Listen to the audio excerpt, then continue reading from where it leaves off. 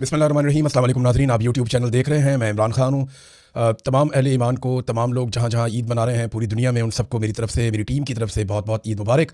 तो यहाँ प्रदेश से अब आपको ईद मुबारक कह रहे हैं और हमारे लिए आप दुआ कीजिए कि हालात पाकिस्तान के बेहतर हों, पाकिस्तान के अंदर जुल्म जबर और फसादियत ख़त्म हो, हम वापस जाएँ और अपनों के साथ ईद मनाएँ।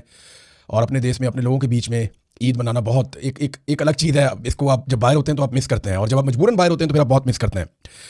तो नाज़रीन, खबरें जो है वो आपके सामने रखता हूँ। बहुत अच्छी खबरें तो नहीं है आलमी सतह पे, पाकिस्तान के खित्ते के हवाले से, पाकिस्तान के अंदर और पाकिस्तान के बाहर जो हालात हैं उस हवाले से कुछ बहुत अच्छी खबरें नहीं हैं। लेकिन पहली खबर तो ये है कि इमरान खान साहब को ईद की नमाज़ नहीं पढ़ने दी गई एक मरतबा फिर।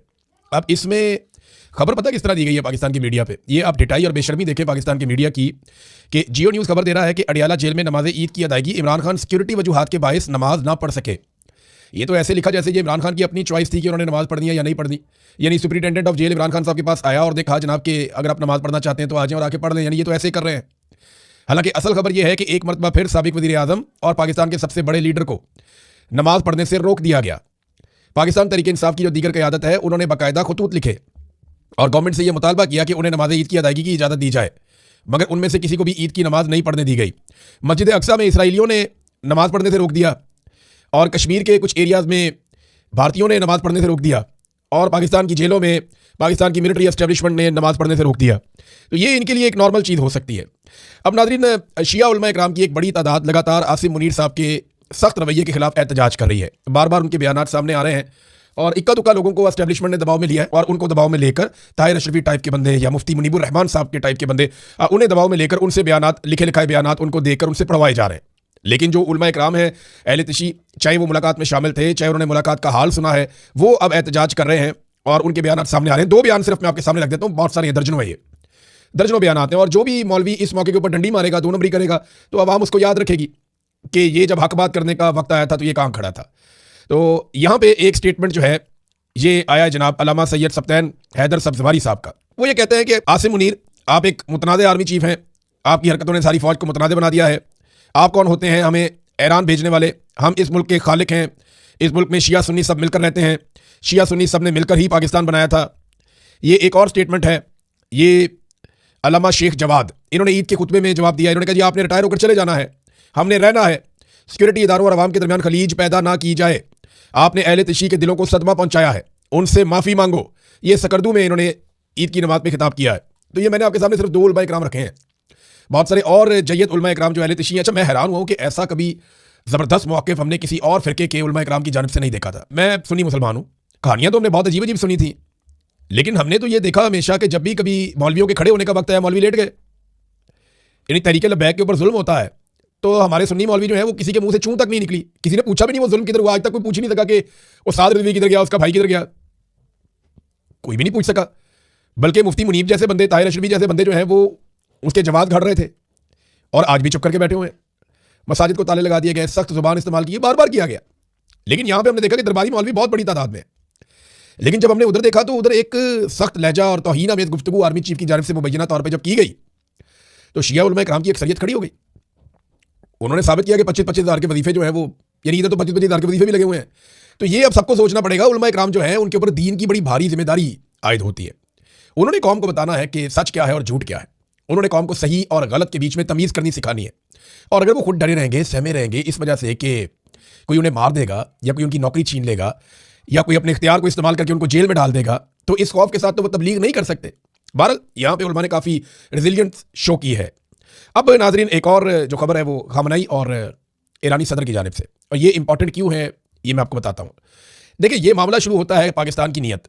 पाकिस्तान के फील्ड मार्शल ने शहबाज शरीफ के साथ मिलकर, क्योंकि तीसरे किसी को तो पता ही नहीं है, इन्होंने सऊदी अरब के साथ एक दिफाई मुआहदा किया है।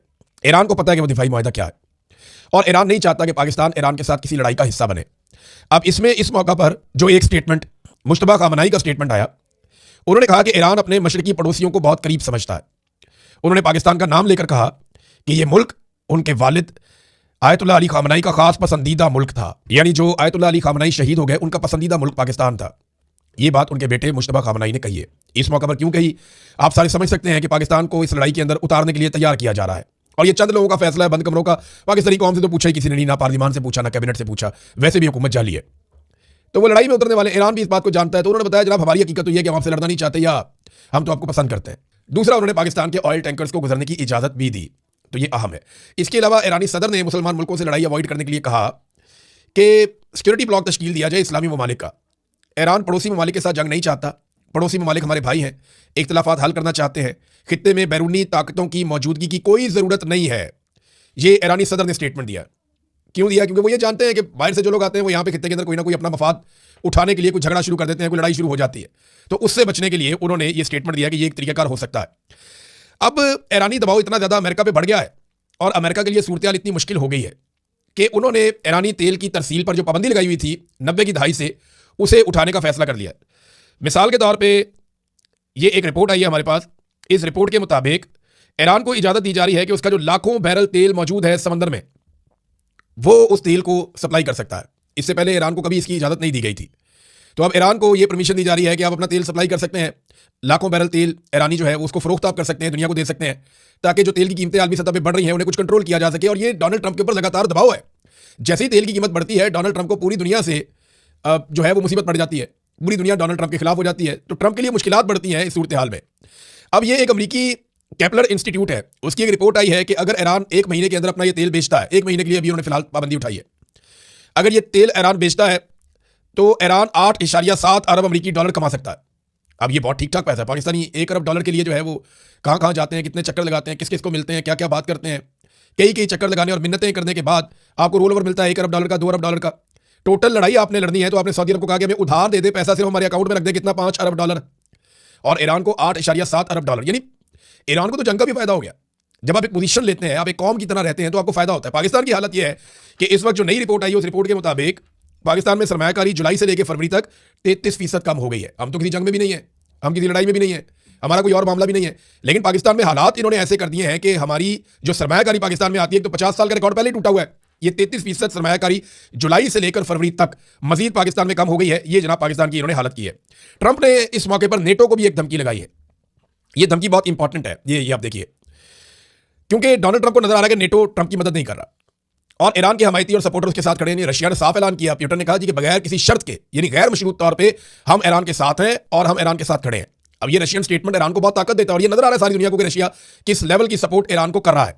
तो ट्रंप ने जो धमकी लगाई है वो देख लें। उन्होंने कहा जी अगर हमारे नाम नेहाद नेटो के इत्तेहादी आपने हुर्मुज़ को खुलवाने में हमारी मदद नहीं करते, हालांकि वो ये कर सकते हैं, उनके लिए बहुत आसान है, बड़ी तेजी से हो जाएगा और बड़ा महफूज रहेगा, वो ये कर सकते हैं, लेकिन वो हमारे साथ ये करने में मदद नहीं करते। तो डोनाल्ड ट्रंप ने आगे ये बताया कि अब जबकि जंग बड़ी हद तक जीत ली गई है तो मैं तो जंग से निकल जाऊंगा, वो ये कह रहे हैं। तो मुझे अपनी कौमी सलामती के लिए ग्रीनलैंड को महफूज बनाने के अज़म की दोबारा तस्दीक करनी पड़ सकती है, यानी मैं ग्रीनलैंड पे कब्जा कर लूंगा। दोबारा नेटो को धमकी लगा दी। डोनाल्ड ट्रंप ने पहले भी कहा था, तो यूरोप इकट्ठा हो गया था कि हम ग्रीनलैंड के ऊपर कब्जा कर लेंगे। तो फौजी ताकत से वो कब्जा तो कर सकता है, सस्टेन करना बड़ा मुश्किल है और यूरोप के साथ ताल्लुकात बिगाड़ के कोई अमेरिका अपना फायदा तो नहीं करेगा, लेकिन उसने फिर धमकी लगा दी है। मैं उम्मीद करता हूं कि बात वहां तक ना पहुंचे, लेकिन देखते हैं कि अब गेंद यूरोप के कोर्ट में है। हमने कई दहाइयों तक नेटो को फंड किया है और बदले में कुछ हासिल नहीं किया। क्यों नहीं किया? इराक से सारा पैसा अमेरिकी कंपनियां कमा के ले गई, मिडिल ईस्ट से सारा पैसा अमेरिकी कंपनियां कमा के ले गई, अफगानिस्तान से सारे मादनियात अमेरिकी उठाकर ले गए, ये अब वेनेजुएला के सारे मादनियात और सारी चीज़ें अमेरिका के कंट्रोल में है। तो जहां जहां पे भी लड़ाई हुई है, या आप लीबिया चले जाएं, वहां पे कौन सी कंपनियां हैं, कौन काम कर रहा है, फ्रंटमैन कौन है, बैक पे कौन है, सारी दुनिया जानती है। तो नेटो की लड़ाइयों में अमेरिकन कंपनियों ने बेशुमार पैसा कमाया है। ये एक अलग बात है कि पैसा भी अमेरिका ने लगाया, लेकिन ज्यादा पैसा कमाया उन्होंने कहा जी कि अब वक्त आ गया है कि हमें किसी ना किसी तरीके से इसका बदला दे यूरोप, जो हमने पैसा लगाया। मैंने अपने पहले दौरे हुकूमत में अपनी फौज को बहुत मजबूत बनाया, अब दुनिया की वो सबसे ताकतवर फौज है और मैं उसे अमेरिका और दुनिया की सलामती को यकीनी बनाने के लिए अपनी पूरी ताकत के साथ इस्तेमाल करूंगा और जिस तरह मैं मुनासिब समझूंगा उस तरह इस्तेमाल करूंगा। आपकी तवज्जो का शुक्रिया। ये डोनाल्ड ट्रंप ने यूरोप को और अमेरिका को अब तक की सबसे बड़ी धमकी लगा दी है कि जनाब मैं वहां पे अब हमला करने आ रहा हूं, बच सकते हो तो बच जाओ। अच्छा, पाकिस्तान की तो सरमायाकारी बेशक बहुत तबाह बर्बाद हो गई है। तो पाकिस्तान का वज़ीर आज़म एक खिताब किया शहबाज शरीफ ने, और कौम को कहा क्या? अब अंदाजा करें, खिताब वज़ीर आज़म का 105 बंदे सुन रहे थे। शहबाज शरीफ की अपनी टीम, फील्ड मार्शल की अपनी टीम, इतलात की टीम अलहदा, मरियम नवाज की टीम अलहदा, ये सारे रल के 105 भी नहीं बनते। सिर्फ 105 बंदे ऑनलाइन शहबाज शरीफ को सुन रहे थे। ये हालात है शहबाज शरीफ के, और इसको मुसल्लत किया पाकिस्तान की फौजी एस्टेब्लिशमेंट ने लाकर पाकिस्तान की आवाम के ऊपर, जिसको 105 बंदा नहीं सुनता। कितने बड़े मुल्क में? 25 करोड़ से ज्यादा के मुल्क में। इमरान खान की झलक दिखाओ तो आपको पता चलेगा कि कितने लाख या कितने करोड़ लोग इमरान खान को सिर्फ देखने के लिए इंटरनेट के ऊपर आते हैं, हर प्लेटफॉर्म के ऊपर आते हैं। एक झलक यहां पाकिस्तान के अंदर वज़ीर आज़म उसको बनाया गया जिसको 105 बंदे सुन रहे थे। वो कहते जी सादगी अपनाएं और सादगी को अपना ओढ़ना बिछौना बनाए। तो भाईजान अपनी भतीजी को कहना सी ना, खुद जहाज ले रहे हैं 11-11 अरब के और अवाम को कह रहे हैं कि सादगी अपनाओ। खुद नए से नए सूट पहन के सारा टब्बर दे के पूरी दुनिया की सैरें, और पाकिस्तानी अवाम जो है सादगी अपनाए। खुद वजीर आजम हाउस और ऐवान सदर के बजट और वजीर आला हाउस के बजट बढ़ा के आसमान पे पहुंचा दिए हैं। अवाम को कह रहे हैं सादगी अपनाओ। खुद निकलते हैं तो 40-40 गाड़ियों के काफिले और अवाम को कह रहे हैं कि सादगी अपनाओ। अपना इलाज दुनिया के महंगे तरीन मुल्कों में और अवाम को कह रहे हैं कि सादगी अपनाओ। जब जाते हैं तो स्पेशल तैयारा लेकर जाते हैं एयरफोर्स का, दुनिया के महंगे तरीन होटलों में ठहरते हैं, रिश्तेदारों को और मुलाजमों को साथ ले जाते हैं और अवाम को कहते हैं सादगी अपनाओ। लोग बेवकूफ़ नहीं है। सबसे पहले आप सादगी अपनाएं। सबसे पहले आप लोग अपने अल्ले तल्ले बंद करें, अपनी अय्याशी बंद करें। ये 11 अरब का जहाज क्यों खरीदा, इसके बारे में एक शरादी साहब हैं जर्नलिस्ट, उन्होंने खबर भी दी है। उन्होंने कहा जनाब कि ये ब्लैक रॉक और वैनगार्ड ये 2 कंपनियां हैं, इनकी एक जेली कंपनी से मरियम नवाज ने जहाज खरीदा है जिसके अंदर 2 गोरे पायलट रखे हुए हैं। और वो ये कह रहे हैं कि जहाज जिस कंपनी से खरीदा है, इन 2 कंपनियों के बारे में अक़वाम मुत्तहिदा ने कहा है कि ये कंपनियां नस्ल कुशी के लिए इसराइल की फंडिंग करती हैं। ये इफ्तिखार शरादी साहब जर्नलिस्ट, उन्होंने ये बात की है। तो अब आप अंदाजा कर लें यहां से कि सूरत हाल क्या है कि वज़ीर आज़म कह रहा है सादगी अपनाओ और खुद उन्होंने सादगी की धज्जियां उड़ाई हुई है। नाज़रीन, अमेरिका ने एक और काम किया, उन्होंने भारत के मगरबी हिस्से से कुछ सहूलियात मांगी है कि हमें यहाँ पे जो है वो बंदरगाह और जो एयर बेसिस हैं वो दी जाए। वो उन्होंने क्यों मांगी है? ये भारतीय जो जर्नलिस्ट हैं वो ये बता रहे हैं कि अमेरिका और भारत के बीच में एक वायदा हुआ था 2016 में, LEMOA, इसे कहते हैं logistics exchange memorandum of agreement.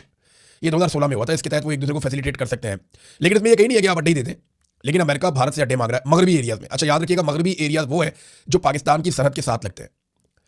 American अगर भारत के अंदर आ जाते हैं पाकिस्तान की सरहद के साथ, तो यहां से वो अगर ईरान पे अटैक करेंगे तो पाकिस्तान की फिजाई और ज़मीनी हदूद को भी इस्तेमाल कर सकते हैं या समुद्री हदूद को भी इस्तेमाल कर सकते हैं। तो पाकिस्तान के लिए यहां पे भी एक बड़ा चैलेंज पैदा हो जाएगा। पाकिस्तान को इससे पहले अपना कोई फैसला करना पड़ेगा। ये एक और रिपोर्ट आई है मिडल ईस्ट आई की।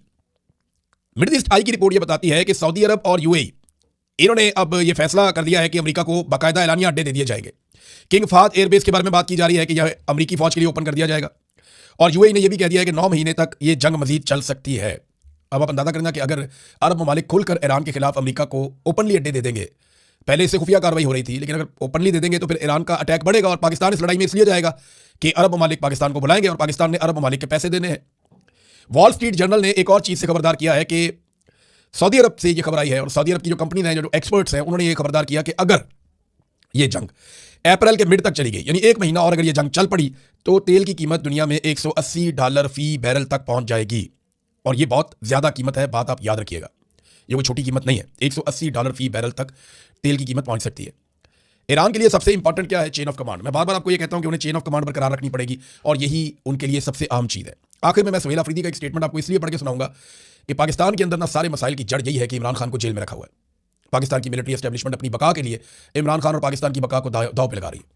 सुहेल अफरीदी ने कहा कि 8 फरवरी 2024 को पाकिस्तानी कौम ने मैंडेट उम्मत मुस्लिमा के लीडर इमरान खान को दिया। कौम ने पाकिस्तान का फैसला करने का इख्तियार इमरान खान को दिया क्योंकि कौम को यकीन था और है कि वो लीडर पाकिस्तान और पाकिस्तानियों का सौदा नहीं करेगा, पाकिस्तान की इज्जत और वकार और सलामती और गैरत और खुददारी पर कोई कंप्रोमाइज़ नहीं करेगा। लेकिन 25 करोड़ गैरतमंद पाकिस्तानियों का मैंडेट चोरी करके इनको मुसल्लत कर दिया गया, जिनको पाकिस्तानी कौम ने यकसर मुस्तरद किया था। इमरान खान को जेल में नाहक कैद रखकर ऐसे फैसले किए जा रहे हैं जो किसी सूरत पाकिस्तान या पाकिस्तानियों के फायदे में नहीं है। और सितम ज़रीफ़ी तो यह है कि जब मुहिब्बे वतन पाकिस्तानी बंद कमरों में बनाई गई दाखिला या खारजा पॉलिसी पर तनकीद करते हैं तो किसी को कहा जाता है कि तुम अफगानिस्तान चले जाओ, और किसी को कहा जाता है कि अगर मजलूमों का इतना तुम्हें दर्द है तो ईरान क्यों नहीं चले जाते। पाकिस्तान को सिर्फ चांद तारों सितारों तक महदूद करना है या बगैर इसके भी कोई पाकिस्तानी यहाँ रह सकता है? ये चांद सितारे तारे शारे जो वर्दियों पे लगे होते हैं ना, ये उसकी बात है। मेरे ख्याल में नुकसान पर नुकसान हो रहा है, लेकिन उन्होंने कसम खाई हुई है कि अपनी नाकाम पॉलिसी पर नजरसानी नहीं करनी, इख्तिलाफ राय की कदर नहीं करनी, कौमी यकजहती की तरफ नहीं जाना, हकीकी जमहूरियत की तरफ नहीं जाना, इंसाफ का जनाजा निकालते रहना है, आइन और कानून को घर की लौंडी बनाकर रखना है। बदकिस्मती से पाकिस्तान के फैसले वो कर रहे हैं जिनके असास से जायदादें, कारोबार और मुल्की और अपना मफाद मुल्क से बाहर है। उन्होंने कसम खा ली है कि पाकिस्तान को सियासी और माशी इस्तेहकाम की तरफ नहीं लेकर जाना। ये चंद लोग खुद को अकले कुल और 25 करोड़ पाकिस्तानियों को जाहिल और बेवकूफ़ समझते हैं। अकलमंदो, जिस तरह आप मुल्क को लेकर जिस तरफ जा रहे हैं वहां से वापसी फिर नहीं होगी और ना ही कोई ऑप्शन बाकी रहेगा। रुक जाओ और होश के नाखून लो। अगर गलत पॉलिसीज पर तनकीद करने वालों को मुल्क से निकाल दिया जाएगा तो फिर 25 करोड़ में से सिर्फ चंद बूट पॉलिसी ही बाकी रह जाएंगे जिनको मुल्क चलाना नहीं, सिर्फ बूट चमकाना आता है। पाकिस्तान इस वक्त क्राइसिस में फंस चुका है। इस सूरत हाल से मुल्क को सिर्फ इमरान खान निकाल सकते हैं। होश और अकल से काम लो और मैंडेट इस लीडर के हवाले करो जिसको पाकिस्तानियों ने पाकिस्तान के फैसले करने का इख्तियार दिया है। पाकिस्तानी कौम तैयारी करे। अब इमरान खान का मजीद जेल में रहना पाकिस्तान के लिए नाकाबिल तलाफी नुकसान का बायस होगा। अब इमरान खान साहब की रिहाई नागुज़ीर है। इसके लिए हर पाकिस्तानी को अपना किरदार अदा करना होगा क्योंकि ये पाकिस्तान, पाकिस्तानियों और आने वाली नस्लों की बका का सवाल है। देखिए, तहरीक तो चलने वाली है और ये कोशिश तो करेंगे, एस्टेब्लिशमेंट कोशिश करेगी दरार डालने की, लड़ाई करवाने की, और तहरीक ना बन पाए नौजवानों की खास तौर पर। और सुहेल अफरीदी और उनकी टीम, जो मेरे पास इंफॉर्मेशन है, ये कोशिश करेंगे बहुत बड़ी तादाद में नौजवानों को इकट्ठा करने की। देखते हैं कामयाब कौन होता है। ईद के बाद नया राउंड शुरू होने वाला है। अब तक के लिए इतनी अपना ख्याल रखिएगा, अपने चैनल का भी। अल्लाह हाफिज़।